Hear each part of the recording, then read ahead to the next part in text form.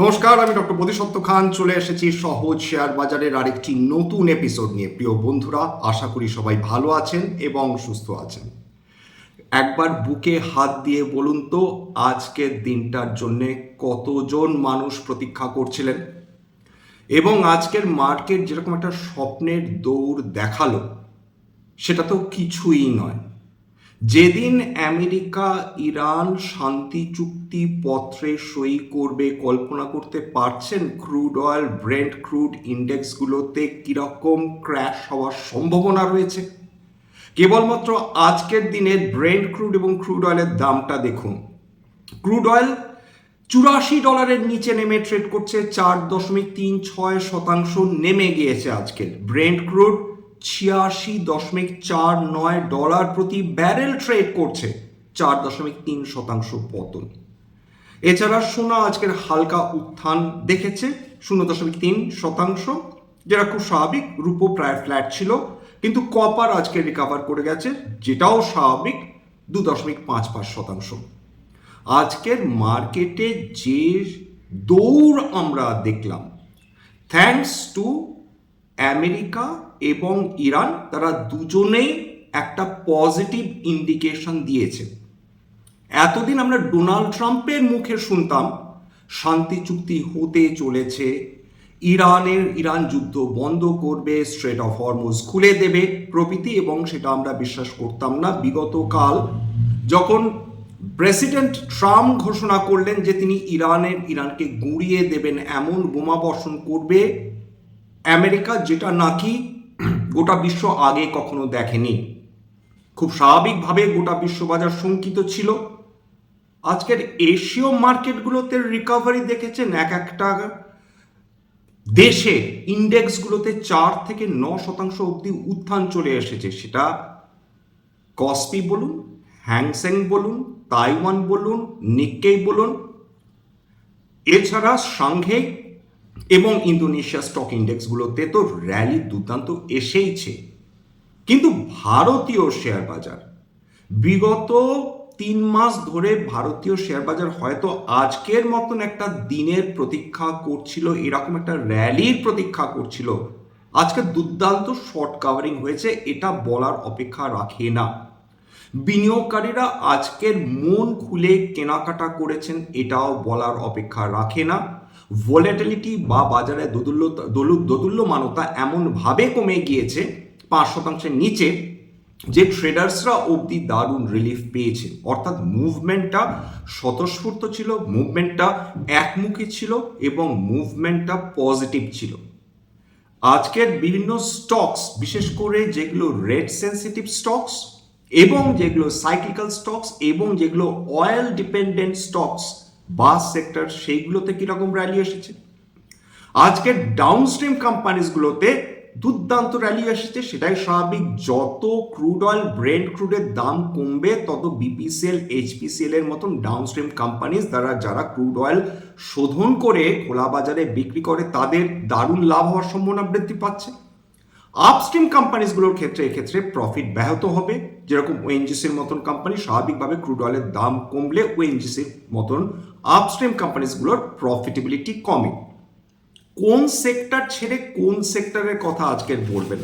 আজকের সমস্ত সেক্টরে আমরা দুর্দান্ত র্যালি দেখেছি।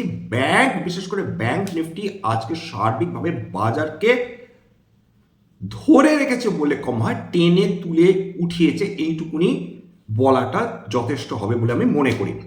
আজকে নিফটি 50 প্রায় 2% কাছাকাছি উত্থান, 23,600 কাছাকাছি নিফটি 50 উঠে গিয়েছে। সেন্সেক্স 75,500 ওপর র্যালি করেছে, উঠে গিয়েছে 2.3% উত্থান। নিফটি ব্যাংক 3% বেশি আজকে র্যালি করেছে। তবে নিফটি আইটি সেইটা কোনো ধরনের ভরসা আমাদের দিতে পারছে না, আজকেরও নেগেটিভ জোনে ট্রেডিং বন্ধ করেছে। নিফটি অটো রেট সেন্সিটিভ, শুধু তাই না, সাইক্লিক্যাল এবং ক্রুড অয়েলের ওপর ডিপেন্ডেন্ট একটি সেক্টর, সেটা 2%-এর ওপর র্যালি। এছাড়া BSc capital goods 2.2% rally, consumer durables 2.69% rally, fast moving consumer goods আজকে 0.8% র্যালি করেছে, যদিও সেটা আন্ডার পারফর্ম করেছে। এছাড়া মেটালস আবার ফিরে এসেছে 1.5% কাছাকাছি rally. Oil and gas 2.26% rally করেছে। এছাড়া ফার্টিলাইজার্স বলুন, সিমেন্টস বলুন, টায়ার্স বলুন, পেন্টস বলুন, যেগুলো ক্রুড অয়েলের উপর ডিপেন্ডেন্ট, দুর্দান্ত rally. Rate sensitive sectors, banking, non banking financial কোম্পানির, সেখানে র্যালি এসেছে। রিয়েল এস্টেট, সেখানে র্যালি এসেছে। কেন র্যালি এসেছে? কারণ ক্রুড অয়েলের দাম যদি এইভাবে পতন দেখে, ইমিডিয়েট যে পজিটিভ চিন্তাটা মানুষের মাথায় আসে যে ক্রুড অয়েলের দাম যদি এইভাবে কমতে থাকে, পেট্রোল ডিজেলের দাম আর ফার্দার বাড়ানো হবে না। যদি শান্তি চুক্তি সাধিত হয় তো, এবং ক্রুড অয়েলের দাম কমলে ইম্পোর্টেড ইনফ্লেশন হওয়ার সম্ভাবনা নেই বললেই চলে। অর্থাৎ ক্রুড অয়েলের ওপর সমস্ত কিছু এতদিন ধরে নির্ভর করছিল। যে মুহূর্তে ক্রুড অয়েলের দাম কমতে আরম্ভ করলো, সঙ্গে সঙ্গে মানুষের মধ্যে এই আশা জাগলো যে আমাদের মূল্যবৃদ্ধি মাথার উপর চেপে নাচতে নাও পারে সামনের কয়েক মাসে। এইবার চলে আসি ইরান এবং আমেরিকার মধ্যে কি চুক্তি হতে পারে। বলা যেতে পারে যে ইরান বোধহয় এই যুদ্ধটা জিতেই গেল, কারণ ইরান আজকে প্রথমবারের জন্য, ডোনাল্ড ট্রাম্প বলেননি, ডোনাল্ড ট্রাম্প তো বলেইছেন যে আর মাত্র কয়েকদিনের মধ্যে সম্পূর্ণ চুক্তি হয়ে যাবে, ইরান রাজি হয়েছে। আমরা বিশ্বাস করছিলাম না। আজকে ইরান যখন বলল যে হ্যাঁ, মেমোরান্ডাম অফ আন্ডারস্ট্যান্ডিং বা মৌ সেটা পাঠানো হয়েছে আমেরিকার তরফ থেকে, আমরা প্রত্যেকটা পয়েন্টেই প্রায় এগ্রি করে গিয়েছি, এখন আমরা আবার ফার্দার ওটাকে ইন্সপেক্ট করব বিভিন্ন টার্মসগুলো, তারপর আমরা চুক্তি টেবিলে ফিরে যাব। চুক্তি হওয়া সম্ভব যখন ইরানের তরফ থেকে এসেছে, তখন ডেফিনেটলি এইটা মার্কেট পজিটিভ হিসেবে অ্যাকসেপ্ট করে নিয়েছে। কি কি ইরান পাবে এবং আমেরিকা পাবে সেটা একটু বুঝে নেওয়া দরকার। প্রথম কথা, সমস্ত এই যে চুক্তি যা হচ্ছে সেখানে বোঝা যাচ্ছে যে আমেরিকা একেবারে ব্যাকফুটে। নতুবা ইরান যে চুক্তিগুলো দিয়েছে সেটা আমেরিকার পক্ষে মানা প্র্যাকটিক্যালি অসম্ভব ছিল, অন্তত কয়েক ঘন্টাও আগে। তার মধ্যে প্রথমটা, ইমিডিয়েট এবং পার্মানেন্ট সিজফায়ার, যুদ্ধ বন্ধ সঙ্গে সঙ্গে হবে যে মুহূর্তে শান্তি চুক্তি স্বাক্ষরিত হবে। কোথায়? লেবাননে ইসরায়েল আক্রমণ করবে না। ইরানের যে ইন্টারনাল অ্যাফেয়ার্স, অর্থাৎ ইরান নিজের দেশের মধ্যে কি করছে সেগুলোর মধ্যে আমেরিকা নাক গলাবে না। যে আমেরিকা এতদিন ধরে রেজিম চেঞ্জ করে নাচছিল বা লাফাচ্ছিল, সেই আমেরিকা ঢোক গিলতে বাধ্য হয়েছে, নিজের কথা গিলতে বাধ্য হচ্ছে বা হতে পারে। অর্থাৎ ইরানের ইন্টারনাল অ্যাফেয়ার্সে যদি নাক না গলায়, রেজিম চেঞ্জের কোনো গল্পই নেই। আমেরিকার প্রথম হার। 2 নম্বর, সমস্ত জায়গায় যদি সিজফায়ার হয়, বিশেষ করে লেবাননেও যদি সিজফায়ার হয়ে যায়, যেটা ইরান বারবার বলছিল, সেখানেও কিন্তু আমেরিকার হার এবং ইরানের জিত। এছাড়া যেটা ব্লকেড নিয়ে এত টেনশনের জায়গা, ইরান বলেছে যে আমেরিকাকে স্ট্রেট অফ হরমুজের বাইরে তারা যে ব্লকেড করে বসে আছে সেটা তুলে নিতে হবে 30 দিনের মধ্যে শান্তি চুক্তি সাধিত হওয়ার পর, এবং তারপর স্ট্রেট অফ হরমুজ খোলা হবে। এবং যেটা ইরান যেখানে ডেফিনেটলি প্রত্যক্ষভাবে উপস্থিত থাকবে, তাদের তত্ত্বাবধানে স্ট্রেট অফ হরমুজ খোলা হবে। এটাও কি ইরানের পক্ষে গেল না? এরপরের পয়েন্ট, যেটার জন্যে গোটা বিশ্ব অর্থনীতি বদলে যেতে পারে, ক্রুড অয়েলের দাম ক্র্যাশ করতে পারে, সেটা হচ্ছে ইরানের তেল রপ্তানির ওপর থেকে আমেরিকা স্যাংশনস তুলে নিতে পারে। সবচেয়ে গুরুত্বপূর্ণ পয়েন্ট, এই সমস্ত বাদ দিন, ইরানের ওপর যদি অয়েল স্যাংশনস তুলে নেয় আমেরিকা, তাহলে ভারতবর্ষ নির্বিচারে ইরানের কাছ থেকে তেল নেবে, কারণ ইরানের যে তেলের কোয়ালিটি সেটা কিন্তু সুইট ক্রুড, সেখানে সালফারের পরিমাণ কম। সুতরাং ইরানের কাছ থেকে তেল নিতে ভারতবর্ষের তরফে কোনো বাধা থাকবে না। ভারতবর্ষের ক্ষেত্রে অনেক কম দামে তেল পাওয়ার সম্ভাবনা তৈরি হবে। ইরানের সঙ্গে সুসম্পর্ক রাখাটা জরুরি, যেহেতু পাকিস্তানকে চাপে রাখাটা জরুরি। যেভাবে আমরা ইরানের চাবাহার পোর্টের মাধ্যমে আফগানিস্তানে ঢুকি, তাদেরকে সাহায্য করি, এই দুটি দেশ অর্থাৎ আফগানিস্তান এবং ইরান আমাদের জন্য অত্যন্ত গুরুত্বপূর্ণ, পাকিস্তানকে একেবারে চাপে রাখার জন্য। এছাড়া মধ্যপ্রাচ্য 8টি দেশ আমাদের মাননীয় প্রধানমন্ত্রীর জন্য দারুণ সুসম্পর্ক ইতিমধ্যেই তৈরি হয়ে রয়েছে। এইবার পেট্রোকেমিক্যাল এক্সপোর্টস ইরান করবে, আমেরিকার স্যাংশনস তুলে নেবে।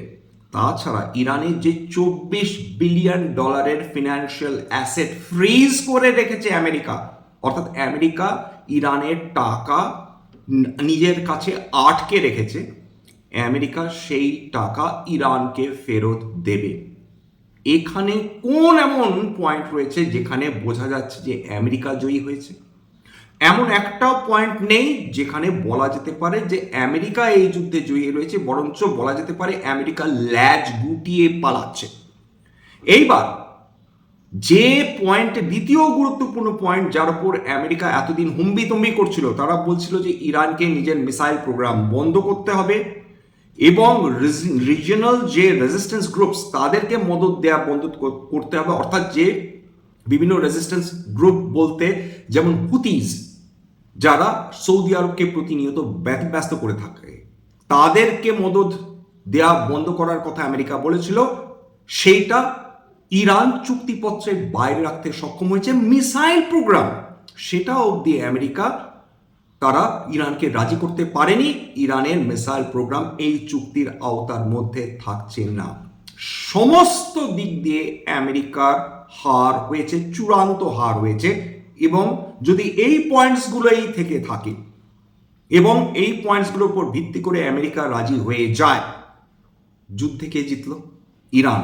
কিন্তু ওই যে রাজায় রাজায় যুদ্ধ হয়, উলুখাগড়ার প্রাণ হয়, ছোট ছোট যে অর্থনীতি তাদের অবস্থা শেষ।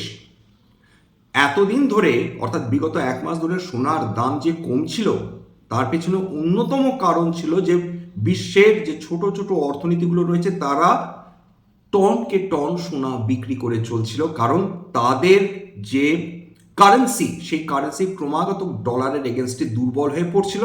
তার ফলে তাদের ক্রমাগত কারেন্ট অ্যাকাউন্ট ডেফিসিট বেড়ে যাচ্ছিল, ব্যালেন্স অফ ট্রেড তাদের বিপক্ষে চলে যাচ্ছিল, সুতরাং তাদেরকে সোনা বিক্রি করতেই হতো। এই কারণেই বিগত 1 মাস ধরে আমরা সোনার দামে দারুণ একটা পতন দেখে চলছিলাম। এইবার যদি সত্যি শান্তি চুক্তি সাধিত হয়, সেক্ষেত্রে যথেষ্ট সম্ভাবনা রয়েছে যে আবার ব্যাংকগুলো, কেন্দ্রীয় ব্যাংকগুলো, বিভিন্ন ইনস্টিটিউশনসগুলো, হেজ ফান্ডসগুলো, এমনকি সাধারণ নাগরিকরা তারা আবার সোনা কেনার ব্যাপারে আগ্রহী হয়ে উঠতে পারেন। যাই হোক, এইবার কি কি ভারতের সপক্ষে গেল? সমস্ত কিছু ভারতের সপক্ষে গেল। এক, জিওপলিটিক্যাল টেনশন যদি পৃথিবীতে কম হয়, ভারতবর্ষের অর্থনীতির জন্য দুর্দান্ত একটা খবর। এক, এছাড়া 2 নম্বর হচ্ছে ক্রুড অয়েল প্রাইসেস যেভাবে ডিক্লাইন করে যাচ্ছে। অলরেডি আমরা ক্রুড অয়েলের দাম $80 কাছাকাছি নেমে আসতে দেখেছি। $80 যদি ক্রুড অয়েল ট্রেড করে, সেই জায়গায় ভারতবর্ষ ভীষণ কমফর্টেবল। বেস্ট তো অবশ্যই $70 যদি চলে যায়, তাহলে ভারতবর্ষের জন্য দারুণ উপকারী, সে ব্যাপারে কোনো সন্দেহ নেই। সেটা নিশ্চয় একটা না একটা সময় আসবে। 3 নম্বর, অলরেডি মার্কেটে বলেছি যে বিশ্বের সমস্ত শেয়ার মার্কেটে আজকে পজিটিভ একটা ক্লু ছিল। সমস্ত মার্কেটে আউটস্ট্যান্ডিং র্যালি হয়েছে, ইনক্লুডিং ইউরোপীয় মার্কেট। এছাড়া যে টাকা নিয়ে আমরা চিন্তা করছিলাম, সেটা আজকের প্রতি ডলার 88 পয়সা দুর্বল হয়েছে। ভাবুন যে আজকের প্রতি ডলার 95 নিচে নেমে গেছে, $94.97 প্রতি ডলার 94 টাকা 97 পয়সায় ট্রেড করছিল। এছাড়া ভোলেটিলিটি যখনই কমে যায় একটা দেশের মার্কেটে, খুব স্বাভাবিকভাবে বিনিয়োগকারীরা আকর্ষিত হন এবং ট্রেডাররাও আকর্ষিত হন। এবার চলে আসি আজকের দিনে যে স্টকসগুলোতে সর্বাধিক র্যালি হয়েছে। অশোক লেল্যান্ড 10% ওপর র্যালি। এছাড়া Inox wind 8.5%, Chola investment 7.28%, Shriram finance 7.75%, LT finance 7.5%। খেয়াল করে দেখেছেন সমস্ত ফিনান্সিয়াল স্টকসগুলো কি দুর্দান্ত র্যালি করেছে days high. Motilal Oswal 7.5%, Aditya Birla capital 6.39%, Hindustan petroleum 6.34%। এছাড়া বিপিসিএল 5.5%-এর বেশি র্যালি করে গিয়েছে। যাই হোক, এখানে শেষ করব। খুব ভালো একটা সপ্তাহ শেষ হলো বলা যেতে পারে, এবং সোমবার আমরা ডেফিনেটলি আবার একটা পজিটিভ র্যালির প্রত্যাশা করব। এবং যেভাবে ইরান আজকে প্রথমবারের জন্য মুখ খুললো এবং সদার্থক একটা বার্তা দিল, বাজার খুব স্বস্তি পেয়েছে, খুব শান্তি পেয়েছে, এইটুকুনি বলা যেতে পারে। স্ট্যান্ডার্ড ডিসক্লোজার যে কোম্পানিজগুলো নিয়ে আলোচনা করলাম, হতে পারে তার মধ্যে কয়েকটা কোম্পানিতে আমার বা আমার পরিবারের ভেস্টেড ইন্টারেস্ট থাকলেও থাকতে পারে। ভবিষ্যতে যদি নতুন করে কিনি বা বিক্রি করি, আগাম বিজ্ঞপ্তি দিয়ে কিনতে বা বিক্রি করতে পারবো না। স্ট্যান্ডার্ড ডিসক্লেমার, এটা কেবলমাত্র একটা এডুকেশন চ্যানেল। বাঙালি বিনিয়োগকারীদের ইনভেস্ট অ্যাওয়ারনেস বৃদ্ধির জন্য এখানে কোনো ধরনের কোনো শেয়ারে buy sell recommendation, suggestion, advice এমনকি ইনফ্লুয়েন্স করার প্রচেষ্টা নেই, বা কোনো অ্যাসেটের ব্যাপারে ইনফ্লুয়েন্স করার প্রচেষ্টা নেই। আমার কথা শুনে যদি কোনো শেয়ার বা কোনো অ্যাসেটে বিনিয়োগের কথা ভাবেন বা বিক্রির কথা ভাবেন, ক্ষতির মুখোমুখি হতে পারেন। সুতরাং সবসময় সেবি রেজিস্টার্ড ইনভেস্টমেন্ট অ্যাডভাইজারের পরামর্শ নেওয়ার চেষ্টা করবেন বা নিজের রিসার্চ করবেন। সবশেষে যেটা বলি, যদি এই ধরনের এপিসোড আপনাদের ভালো লাগে, প্লিজ একটা লাইক দেবেন, প্লিজ সাবস্ক্রাইব করবেন, এবং যদি সত্যি মনে হয় আমার বাঙালি ভাই বোনদের জীবনে একটুখানি ভ্যালু অ্যাড করতে পেরেছি, নিজের গ্রুপে শেয়ার করে দেওয়ার চেষ্টা করবেন। নমস্কার।